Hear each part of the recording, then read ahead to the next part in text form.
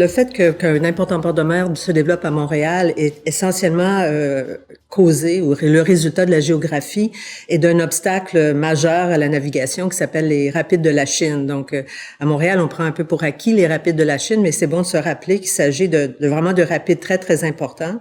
Évidemment, on les voit pas beaucoup à Montréal, donc c'est peut-être pour ça qu'on mesure moins leur importance, qui s'étendent sur une dizaine de kilomètres.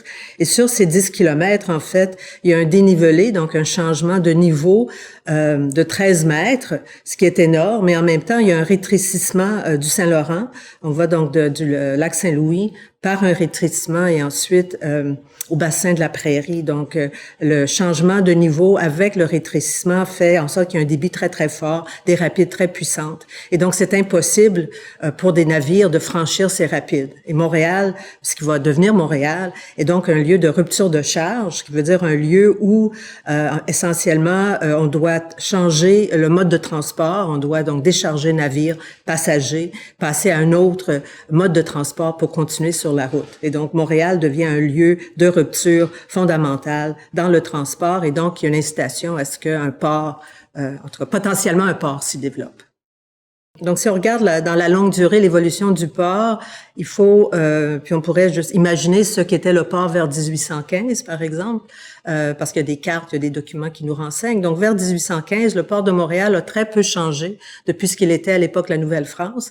Ça veut dire que c'est donc un port rudimentaire, un port primitif, si on veut, où il y a très peu d'installations ou d'infrastructures. Le port, certains marchands ont construit des quais de bois pour répondre à leurs propres besoins. Il n'y a pas vraiment d'investissement ou de présence marquée des autorités publiques pour améliorer le port. Et ça veut dire que, grosso modo, ce sont les caractéristiques physiques du lieu qui déterminent comment le port fonctionne, comment il est occupé. Donc, on peut distinguer en deux parties du port. La partie est du port, les gens qui connaissent Montréal vont penser au secteur près de la plage Jacques-Cartier, du quai de l'Horloge, du marché Bon Secours, donc dans cette zone-là. Donc ça, c'est une zone où l'eau est moins profonde et donc il y a des berges qui descendent graduellement. Et c'est un lieu où les navires, les petits bateaux, des goélettes, des canots, des bateaux, etc., peuvent accoster et peuvent décharger leur cargaison. Ce qui arrive, donc, on va décharger. Et souvent, les marchands locaux et cultivateurs qui vont vers le marché vont accoster là pour ensuite amener leurs marchandises vers la plage Jacques-Cartier. Et ensuite, il y a une deuxième partie du port, plus à l'ouest, à peu près vis-à-vis ce qui est aujourd'hui le musée Pointe-à-Calière, dans ce secteur, où l'eau est plus profonde. La zone est davantage protégée parce qu'il y a une île qui maintenant est disparue. Elle est disparue sous des quais et des jetées, mais qui offrait une certaine protection. Et donc, les voiliers, les grands voiliers pouvaient accoster dans ce secteur et avoir quand même une protection du courant.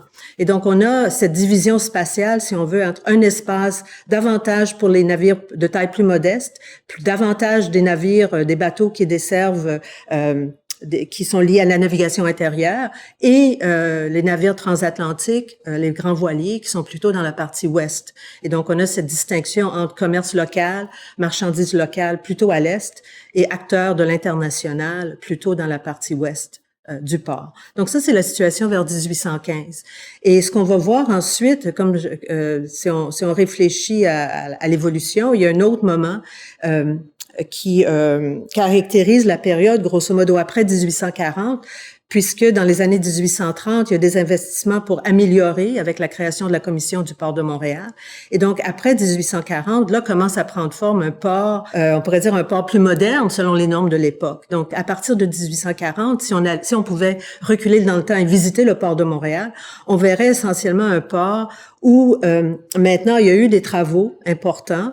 On a rehaussé, uniformisé la rue qui donne sur le port, donc la rue de la Commune. On a envoûté la petite rivière qui créait une rupture près de ce qui est aujourd'hui le musée Pointe-à-Calière. Donc, on a recouvert ce cours d'eau. Donc, on a vraiment un front uni.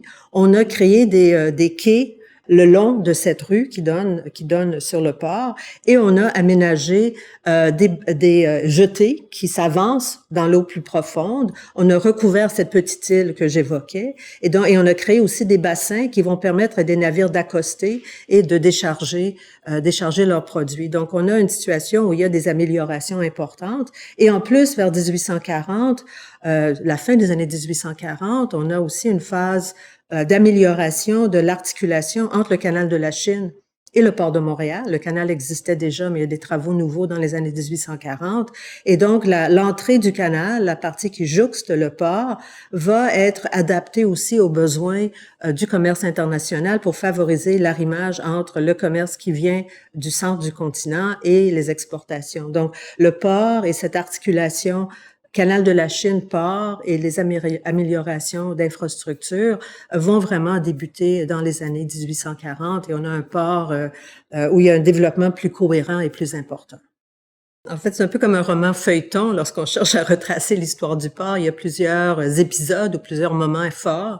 Et un des moments très importants de transformation, et qui laisse encore des traces aujourd'hui, c'est la période de la fin du 19e, tournant du 20e siècle. Donc c'est une période où Montréal est devenue une grande métropole canadienne. Il faut penser à toute la croissance de l'économie canadienne, du commerce international. C'est une période d'expansion dans l'Ouest canadien. Donc, il y a une population beaucoup plus importante, des nouveaux besoins en termes de produits d'importation, mais aussi de produits d'exportation. Donc, le trafic maritime augmente énormément pendant cette période et c'est aussi l'époque où on a maintenant non plus des voiliers, mais des navires, des vapeurs transocéaniques avec une capacité beaucoup plus grande. Donc, la question, c'est le défi à ce moment-là, c'est comment moderniser, transformer le port pour accueillir ces navires de plus fort tenant avec une capacité beaucoup plus grande et comment faire en sorte que l'activité portuaire se déroule plus rapidement, que Montréal soit un port efficace où les navires sont déchargés, rechargés, peuvent repartir rapidement. Et donc, la Commission du port de Montréal va investir dans vraiment un programme très ambitieux de modernisation. Et ce qui va le caractériser, c'est vraiment une transformation dans l'architecture, on pourrait dire, ou l'ingénierie des quais. On va construire ce qu'on appelle des quais de haut niveau. Donc, on va vraiment rehausser le niveau des quais. On va accroître la capacité, donc le nombre de quais, et le fait qu'on ait des quais maintenant plus nombreux, avec des jetées aussi qui sont de haut niveau, va faire en sorte qu'on va aussi pouvoir installer des hangars permanents sur les quais, ce qui va modifier le paysage. Donc c'est une époque où on va construire des quais qui sont encore là aujourd'hui, le quai Jacques-Cartier, le quai Alexandra, le quai King Edward, les aménagements la jetée Bickerdike, les quais de la pointe du Moulin. Donc, plusieurs des points de repère physiques du port actuel datent de cette époque. Encore une fois, un autre moment, je pense, fort dans l'histoire du port de Montréal, c'est vraiment, je pensais qu'on pouvait remonter dans le temps et remonter aux années 1920, on aurait vraiment une image de l'âge d'or du port de Montréal. C'est une tendance qui s'affiche au début des années du 20e siècle, mais qui vraiment s'affirme après la Première Guerre mondiale. Et c'est vraiment la période où Montréal est le grand port céréalier. Ça veut dire que Montréal est un des grands ports, certainement un des plus importants ports de l'Amérique du Nord, mais pour le commerce des céréales, le transport des céréales, donc le blé, principalement la farine, le blé. Montréal est un des grands ports mondiaux. Certains disent même le plus important port céréalier du monde à cette époque, à cause de l'importance des exportations du blé canadien qui viennent des prairies canadiennes, de la Saskatchewan, du Manitoba principalement, et qui vont être exportés vers l'Europe, qui est en train de se remettre de la crise de la Première Guerre mondiale et des conséquences de la Première Guerre mondiale. Et donc, alors, à partir de 1900, début des années 1900, et ça se poursuit dans les années 20, on va doter le port de Montréal des équipements nécessaires pour accueillir, entreposer, puis ensuite expédier ce blé. Et donc, c'est l'époque de la construction des grands silos. Il y avait les premiers silos plus modestes dans les années 1890, mais là, on construit vraiment ces grands silos en béton qui sont des chefs-d'œuvre de l'art moderne, selon Le Corbusier. Et donc, on va construire 3 grands silos dans le vieux port de Montréal, le silo numéro 2 devant le marché Bon Secours, le silo numéro 1 qui était à peu près vis-à-vis la Pointe-à-Calière et le silo numéro 5 qu'on connaît encore aujourd'hui, qui est même plus grand aujourd'hui qu'il ne l'était à l'époque. Donc, on construit ces énormes silos. Et ensuite, pour favoriser le transport du blé des navires qui arrivent de l'intérieur vers les silos et ensuite de recharger des navires transocéaniques. Il y a les tours marines et il y a des convoyeurs. Donc, il y a toute une infrastructure qui se greffe autour des silos et qui va être vraiment très, très imposant dans le paysage du port de Montréal.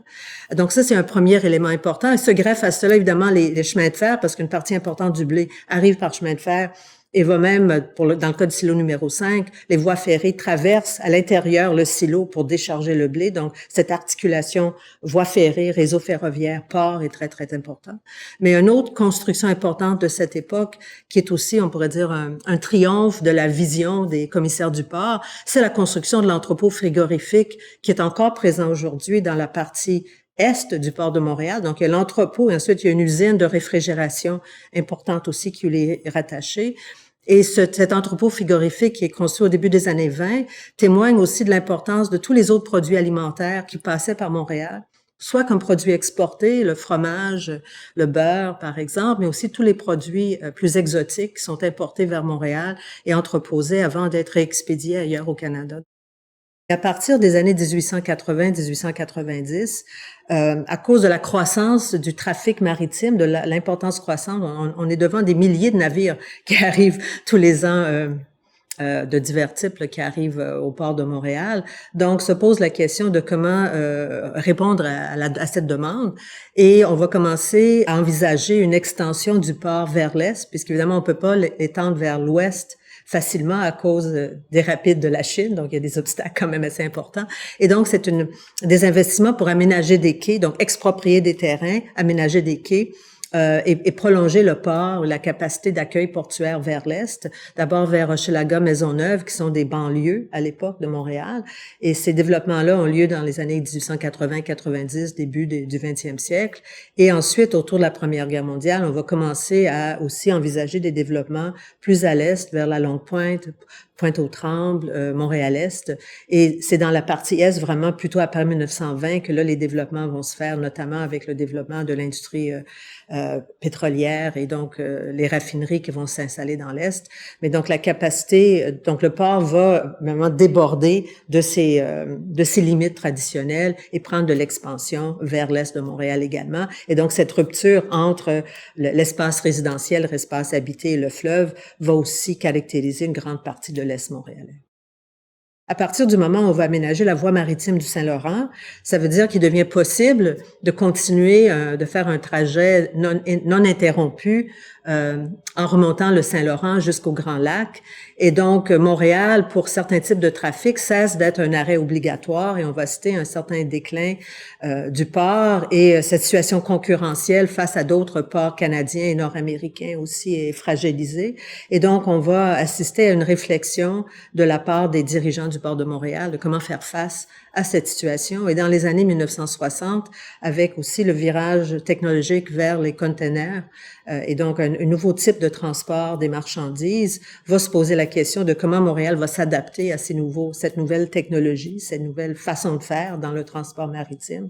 Et on va réfléchir et finalement décider que Montréal doit prendre ce virage, mais que l'espace requis pour aménager un terminal de containers, c'est pas dans le Vieux-Montréal qu'on pourra le faire. Et donc, la décision va être prise de déplacer le port, d'investir pour créer cette nouvelle infrastructure portuaire dans l'Est montréalais. Et donc, au début des années 1970, quand cette décision est prise, là, on va certainement mettre fin aux activités portuaires dans le Vieux-Port, dans ce qu'on appelle aujourd'hui le Vieux-Port, et ça va entraîner ensuite les réflexions sur quel va être l'avenir de cet espace, comment le requalifier, le transformer, et à partir du début des années 80, une série de travaux vont commencer, des consultations, et on commence à voir le port qu'on connaît aujourd'hui comme un lieu touristique, un lieu de fréquentation, un lieu aussi qui continue à susciter des réflexions quant à son avenir. En fait, la réalité contemporaine prend forme après 1980. À Montréal, comme dans plusieurs villes portuaires qui ont cessé d'être, où le port traditionnel a cessé d'être actif, s'est posé la question de quel allait être l'avenir de cet espace. Et là, il y a je dirais, un conflit, un combat entre les défenseurs farouches du patrimoine et ceux qui voient davantage ces lieux comme des espaces qu'on peut développer et qui sont source de profit, lieux de densification, auxquels on peut confier de nouvelles vocations. Et je pense qu'à Montréal, on voit des éléments de cette tension et l'effort de chercher un équilibre, si on veut. Donc on voit quand même des lieux importants qui sont disparus, des traces importantes de la vie portuaire qui sont disparues, certains des silos qui ont été démolis. Et là, je suis heureuse de voir qu'on retrouve une vue sur le fleuve, mais en même temps, il y a des lieux qui étaient des bâtiments extraordinaires. Bon. Donc, les choses sont disparues. Mais néanmoins, on a conservé beaucoup de choses, puis il y a une volonté de conserver certaines de ces traces. Et donc, je pense qu'on peut parler certainement d'un patrimoine bâti très important. J'évoquais déjà la rue de la Commune et ces magasins entrepôts du front de mer qui sont en grand nombre des bâtiments, qui sont très nombreux. Évidemment, il y a le marché Bon Secours qui est comme un chef-d'œuvre architectural montréalais, mais vers l'ouest, il y a toute cette rangée de magasins entrepôts des années 1840, 50, 60 qui ont survécu. Près de la Pointe-à-Calière, il y a aussi d'autres entrepôts qui sont des entrepôts des années 1840 qui ont survécu, donc qui témoignent de cette période. Il y a évidemment le silo numéro 5, qui est un bâtiment controversé, mais mal aimé, mais magnifique, je pense. Et ensuite, lié à l'activité portuaire au niveau bâti, il y a un certain nombre de bâtiments administratifs ou de bâtiments associés à des armateurs qui sont toujours présents dans le Vieux-Montréal et qui témoignent aussi de l'activité portuaire. Il y a la maison de la douane près de Pointe-à-Calière, il y a l'ancien, en fait, ce qui était le siège social de la commission des commissaires du port de Montréal, la compagnie Allen, la Allen Line, qui était très importante. Donc, il y a plusieurs bâtiments qui sont présents, qui témoignent encore. Donc, ça, c'est un patrimoine important dont il faut se rappeler, puis je pense apprécier, puis comprendre sa relation avec le port. Et ensuite, un patrimoine iconographique important. Je pense que si on a la chance à Montréal d'avoir eu énormément d'artistes qui ont fréquenté Montréal, qui ont été fascinés par le port, qui ont laissé des œuvres d'art magnifiques au 19e et au 20e. Et je pense notamment pour le 20e à Adrien Hébert, dont les tableaux du port de Montréal sont vraiment magnifiques. Et ensuite, il y a les photographes et les pionniers de la photographie comme Notman, le studio Notman, Alexander Henderson, James Parks, donc des grands photographes du milieu du 19e siècle, la fin du 19e, qui ont vraiment documenté le port. Puis évidemment, en plus, il y a eu des entreprises, les commissaires du port et d'autres acteurs qui ont cherché à documenter le port et son évolution. Donc, il y a un patrimoine iconographique, plus largement, on pourrait dire un patrimoine archivistique, et certains diraient il y a aussi un patrimoine archéologique parce que sous terre, il y a des traces importantes des premiers quais et de certaines des infrastructures. Et finalement, je pense aussi il y a un patrimoine mémoriel important, un patrimoine commémoratif. Donc, on a dans le Vieux-Montréal, pas très loin du port, une statue érigée à la mémoire de John Young, qui était un des grands commissaires du port de Montréal, et donc qui est une façon de rappeler à la mémoire un des bâtisseurs du port au 19e siècle, mais qui témoigne aussi de l'appréciation que ses contemporains avaient de cet homme et donc de l'importance qu'il donnait aussi à son travail. À l'est, il y a le quai de l'Horloge, et on oublie que le quai de l'Horloge est finalement aussi un lieu de mémoire qui rappelle les membres de la marine marchande canadienne qui sont décédés lors de la Première Guerre mondiale, et donc qui est aussi un rappel à partir de l'activité portuaire montréalaise. Puis je pense aussi au niveau de la toponymie, puis je pense qu'on pourrait avec un peu d'imagination trouver d'autres exemples, mais au niveau de la toponymie, il y a le quai Bickerdike. Bickerdike, c'était un commissaire du port, un marchand, un important homme d'affaires. Donc on a cherché quand même de différentes façons à rappeler à la mémoire par des noms de lieux, par des statues, des monuments, des acteurs importants du port de Montréal. Donc je pense qu'il y a beaucoup de traces patrimoniales et si on est un peu curieux, et on fréquente le port et on est sensible non seulement à l'aspect récréo-touristique, mais aussi à la charge de mémoire du lieu. Je pense qu'on peut découvrir beaucoup de traces de ce passé montréalais.